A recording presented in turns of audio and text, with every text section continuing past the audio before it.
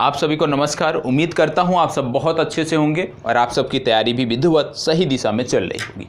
आज का जो मुद्दा है ये उत्तर प्रदेश राज्य विशेष से संबंधित है। उत्तर प्रदेश के जो छात्र हैं, जो प्रतियोगी छात्र हैं, जो लगातार सरकारी सेवाओं में जाने के लिए प्रयासरत हैं, लगातार तैयारी कर रहे हैं, उनके लिए एक बहुत ही निराशाजनक खबर उत्तर प्रदेश से आई है।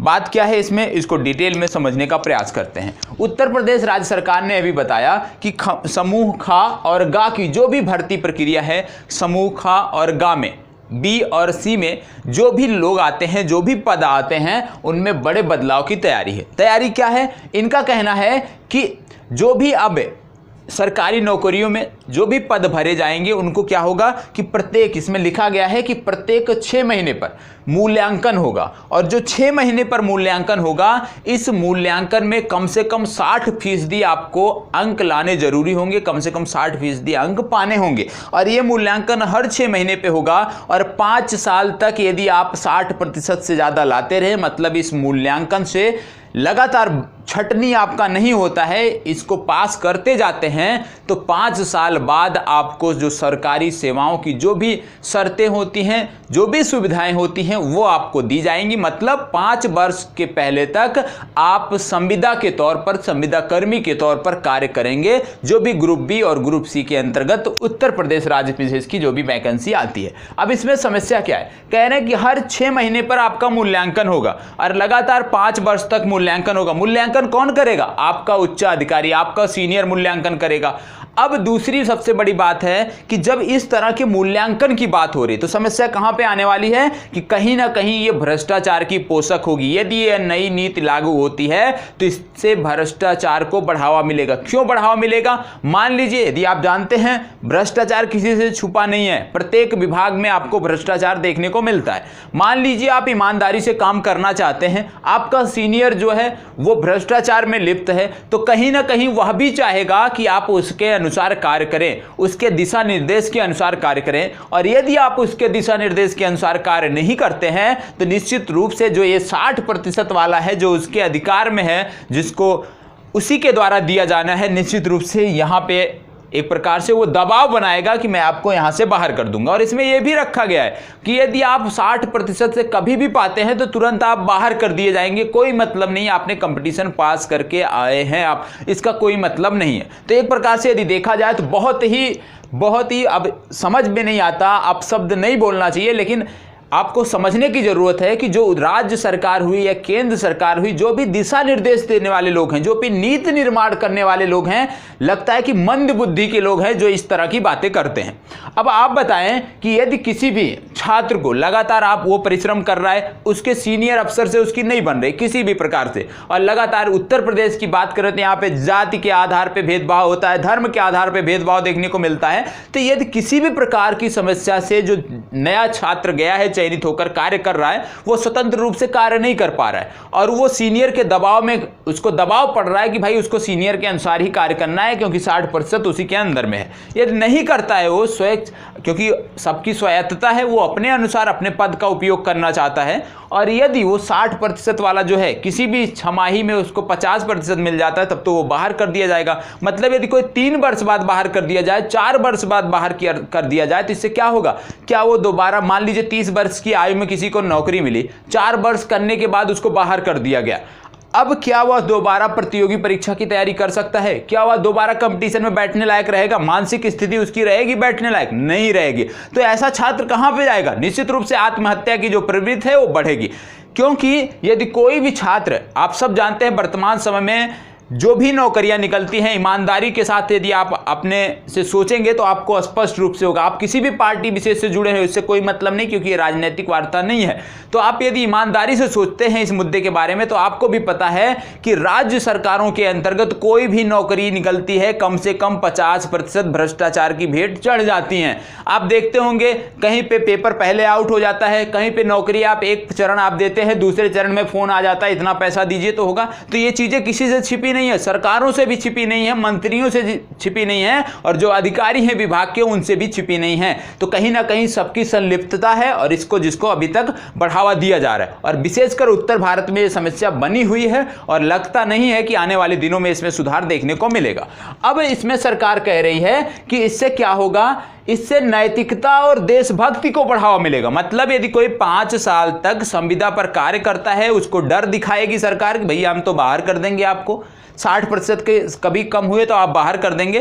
तो इस प्रकार से सरकार कहती है कि भैया नैतिकता और देशभक्ति को इससे बढ़ावा मिलेगा, कर्तव्य परायणता को बढ़ावा मिलेगा। अब यहीं पर एक प्रश्न पूछना चाहिए, हम सबको पूछना चाहिए, पूरे उत्तर प्रदेश की जनता को सरकार से पूछना चाहिए कि ये नैतिकता और देशभक्ति की आड़ में किस प्रकार से छात्रों के शोषण की बात हो रही है, ये अब चलने वाला नहीं है। यदि नैतिकता सिखानी है, देशभक्ति सिखानी है, तो सबसे पहले अपने विधायकों, अपने मंत्रियों, अपने सांसदों और मुख्यमंत्री जी खुद पहले नैतिकता और देशभक्ति का पाठ पढ़ें। क्योंकि सबसे ज्यादा भ्रष्टाचार यदि कहीं पे है, भ्रष्टाचार की पोषक यदि कुछ है तो राजनीति है। भारतीय राजनीति ही भ्रष्टाचार की पोषक है। सभी प्रकार के जो भी भ्रष्टाचार होते हैं कहीं ना कहीं अंत में उनका लिंक जाकर राजनीति से ही होता है। जो राजनीति में आका बैठे हुए हैं उन्हीं से इनका लिंक होता है। तो एक प्रकार से जो देखें तो जो ये है, इसमें क्या करना चाहिए, हम सबको क्या आवाज उठाना चाहिए, भैया ठीक है आप हमारे ऊपर इतनी निगरानी करना चाहते हैं, हमें संविदा पे रखना चाहते हैं 5 साल, लगभग किसी एक की नौकरी लगभग 50 साल की होती है। 45-50 साल की नौकरी में यदि हम 5 साल संविदा पे रहते हैं, उसके बाद हमें मिलेगा सरकारी सुविधाओं का लाभ। तो जो सांसद विधायक चुन के आते हैं, जो हमारे मंत्री चुन के आते हैं, जिनको मंत्रिमंडल में जगह दी जाती है, जो हमारे एक प्रकार से बोले कि मुख्यमंत्री जो हमारे हैं, इन सबको भी जनता के दायरे में आना चाहिए। पहले आप नैतिकता और देशभक्ति सीखिए, जनता भी आपका मूल्यांकन करेगी, आपको देखेगी हर साल जनता। आप हमसे 6 महीने में देख रहे हो, मूल्यांकन करा रहे, जनता आपका 1 साल में मूल्यांकन करेगी। यदि आप 1 साल में अच्छा करते हो तो जनता आपको मत देगी। एक रेटिंग आप बना लीजिए, कुछ भी आजकल कुछ भी मुमकिन है, आप कोई भी प्लेटफॉर्म से एक बना सकते हैं इस तरह का कोई क्राइटेरिया, जिसमें जनता जो उसके विधायक हैं, जो उसके मंत्री हैं, जो उसके मुख्यमंत्री हैं, उनकी रेटिंग कर सके। और जब भी 60% तो दूर, आपको सिर्फ 40% लाना है। यदि आप साल भर में 40% भी ला देते हैं तो आप पद पर बने रहेंगे, 40 से कम लाते हैं तो आपको पद छोड़ना पड़ेगा। और वर्तमान समय की ऐसी स्थिति है कि मंत्री विधायकों को तो छोड़ दीजिए, मुख्यमंत्री जी को यदि उतरना पड़ जाए मैदान में तो 60% तो बहुत दूर, 5% भी पा नहीं सकते, जनता के 5% मत को भी पा नहीं सकते हैं। तो ऐसी स्थिति में जहां पे चाहे विधानसभा की बात कर लें, चाहे लोकसभा राज्यसभा की बात कर लें, जहां पे 50%, लगभग 50% दागी लोग बैठते हैं, अपराधी, बलात्कारी, चोर, डकैत जो बैठते हैं, अगर वो जनता के लिए कानून बना रहे, मतलब जो ये संविदा का कानून लागू करने की बात की, इसको पास कौन करेगा? जो बैठे हैं विधानसभाओं में, जो अपराधी बैठे हैं, हत्या में लिप्त हैं, बलात्कार में लिप्त हैं, जिन पे मामले चल रहे हैं, ऐसे लोग अब हमें बताएंगे कि पढ़े लिखे जो लोग हैं उनको किस प्रकार से आगे बढ़ना है, उनको किस प्रकार से नौकरियां दी जानी है। ये कौन बताएगा? भ्रष्टाचारी, बलात्कारी, हत्या के आरोपी बताएंगे कि आपको किस प्रकार आगे बढ़ना है। इसमें कोई भी बात छुपी नहीं, आप सब जानते हैं। हालिया आंकड़ा आया था जिसमें बात की गई थी कि संसद में लगभग 50% से ज्यादा दागी हैं। तो इसी तरह विधानसभाओं में भी दागी बैठे हैं। तो हम भी चाहते हैं आप करिए, आप हमारा मूल्यांकन करिए, ठीक है, लेकिन हम भी आपका मूल्यांकन करेंगे हर साल भर पे, हर वर्ष भर पे मूल्यांकन करेंगे। आप मध्यवर्ती चुनाव को मत डराइए, मध्यवर्ती चुनाव का खर्च जनता उठा लेगी, क्योंकि ऐसे भी जब भी चुनाव होते हैं उसका बोझ जनता पर ही अप्रत्यक्ष रूप से पड़ता है। हम एक और चुनाव का बोझ उठा लेंगे, लेकिन कम से कम जो हमारी व्यवस्था है उसमें तो सुधार देखने को मिलेगा, जो भ्रष्टाचार है उसमें तो कमी आएगी। तो यदि आपको ये लागू करना है, हमें कोई आपत्ति नहीं है, लेकिन इससे पहले, सबसे पहले यदि आपको सिखाना है, जिस प्रकार से सरकार का तर्क है, नैतिकता, देशभक्ति, कर्तव्य परायणता, पहले खुद सीखिए, अपने मंत्रियों को सिखाइए, अपने विधायकों को सिखाइए, इसके बाद छात्रों की बात करिए, पढ़ो लिखो। अब आप खुद सोचिए, जो अनपढ़ लोग बैठे हुए हैं, जैसे मैंने बोला, जो दागी और अनपढ़ बैठे हैं, वो पढ़े लिखे और एक प्रकार से देखें संभ्रांत वर्ग के लोगों के लिए कानून बना रहे हैं। अब पढ़े लिखे वालों को किसके अनुसार चलना पड़ रहा है? अनपढ़ों के अनुसार चलना पड़ रहा है, और तभी इस प्रकार की समस्या देखने को मिल रही। मतलब सरकार का कहना है कि धीरे धीरे भैया हम सरकारी नौकरियां नहीं दे पाएंगे और सब कुछ प्राइवेट सेक्टर के हाथ में होगा। मतलब जो निजीकरण को बढ़ावा दिया जा रहा है उसको आप रियासतीकरण के रूप में देख सकते हैं कि भैया जो पहले के जमाने में राजा महाराजा होते थे वो तो थोड़ा सा दान कर देते थे, लेकिन आज के समय में जो बैठे हुए हैं उद्योगपति, अंबानी हो गए, इसके बाद दूसरा आपका बिरला हो गए, लगातार इन्हीं लोगों के सारे कॉन्ट्रैक्ट सरकार के मिल रहे हैं। तो यदि इस भी प्रकार से निजीकरण को ही बढ़ावा देना है तो आप डायरेक्ट बात करिए। छात्र है, छात्र अपनी मांग करना जानता है और अपने अधिकार को लेना जानता है। यदि नहीं मिलता है शांतिपूर्वक तो छीनना जानता है, क्योंकि आप जानते हैं और हम सब जानते हैं कि अभी तक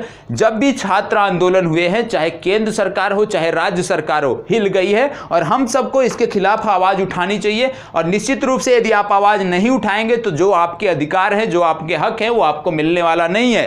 क्योंकि जब पढ़े लिखे लोग बैठे होते हैं विधानसभाओं में, संसद भवन में, तो आप उनसे कुछ उम्मीद कर सकते हैं, कुछ बेहतरी की उम्मीद कर सकते हैं। लेकिन जब दागी लोग बैठे हैं, अपराधी प्रवृत्ति के लोग बैठे हैं, अनपढ़ लोग बैठे हैं, तो आप उनसे किसी भी प्रकार की उम्मीद नहीं कर सकते। तो कहने का मतलब है, इस पे मैंने एक विस्तृत लेख भी लिखा है और कल जब लेख प्रकाशित होगा उसके साथ मैं आप सबके समक्ष पुनः उपस्थित होऊंगा।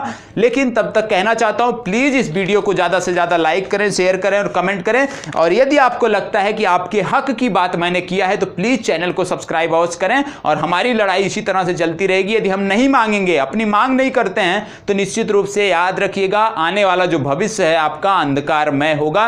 कुछ भी नहीं कर सकते, फिर आपको पछताने से कुछ भी नहीं मिलने वाला। क्योंकि यदि अभी आपके पास जो समय है, क्योंकि अभी इसको लागू नहीं किया गया, अभी इस पे चर्चा की गई है, यदि इसको पास करा दिया जाता है तो निश्चित रूप से उत्तर प्रदेश के छात्रों का भविष्य अंधकारमय हो जाएगा और किसी भी प्रकार से फिर भविष्य में इसमें संशोधन की उम्मीद नहीं की जा सकती। तो एक प्रकार से यहीं पे अपनी चर्चा को समाप्त करता हूं। यदि अच्छा लगा है तो प्लीज लाइक, शेयर और कमेंट अवश्य करें।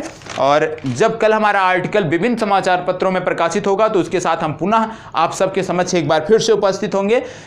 तो बस यहीं पे अपनी चर्चा को समाप्त करते हैं। यदि देखा जाए तो निराशा भी है और गुस्सा भी बहुत है, बहुत कुछ कहने को बनता है, लेकिन एक जिस चैनल पर हम जुड़े हैं, जिस प्लेटफॉर्म पे हम खड़े हैं, तो यहाँ से कुछ इस प्रकार के शब्दों का प्रयोग नहीं कर सकते हैं। जो एक प्रकार से लिमिट होनी चाहिए, अपनी लिमिट के रह के अंदर, उसके लिमिट के अंदर रहकर हम प्रयास कर रहे हैं। और निश्चित रूप से हो सकता है यदि आप सबका सहयोग मिले, यह आंदोलन हमारा आगे बढ़ता है, छात्र खुद से अपनी आवाज़ उठाते हैं, जिस प्रकार से आपने अभी अपनी परीक्षाओं के लिए आवाज़ उठाया था। यदि इसी प्रकार से आप इसके लिए भी आवाज़ उठाते हैं तो निश्चित रूप से सरकार को घुटने टेकने पड़ेंगे और टेकने भी चाहिए। तो यहीं पे अपनी चर्चा को विराम देते हैं। धन्यवाद।